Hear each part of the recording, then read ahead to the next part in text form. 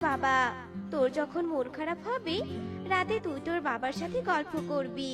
টুনটুন মায়ের এমন মিথ্যে সান্ত্বনাতে অনেক খুশি হয়, আর খুশিতে সে বলতে থাকে, বাবা বাবা, আমি মায়ের সাথে অনেক খুশিতে আছি বাবা। তুমি একদম চিন্তা করো না, কেমন? পাগলি মেয়ে আমার। হ্যাঁ মা, এবার তুমি আমাকে ঘুম পাড়িয়ে দাও, কেমন? কতদিন হলো তুমি আমাকে ঘুম পাড়িয়ে দাও না। এরপর টুনি তার মেয়ে টুনটুনকে ঘুম পাড়িয়ে দেয়। এভাবেই মামের বেশ হাসি খুশিতে দিন কাটছিল। কিন্তু একদিন টুনি কাজ থেকে ফেরার সময় মন খারাপ করে বাড়িতে আসে। এ দেখে ছোট্ট টুনটুন বলে, কি হয়েছে?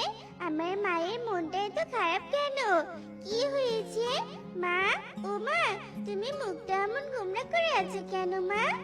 মন খারাপ করে থাকবো না তো কি করব বল মা। জঙ্গলে শুনে এলাম একটা প্রবল ঘূর্ণিঝড় নাকি ধেয়ে আসছে। যদি ঘূর্ণিঝড় আসে তাহলে আমাদের কি হবে বলতো?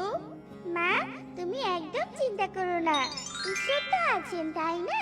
দেখবে উনি সব ঠিক করে দিবেন।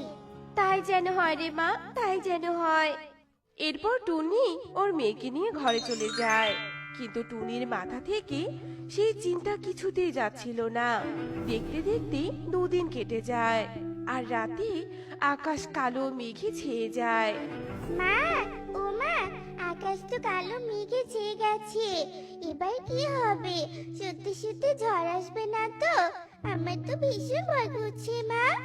কিছু হবে না রে মা, কিছু হবে না। তুই আমার ডানার নিচে আয় মা।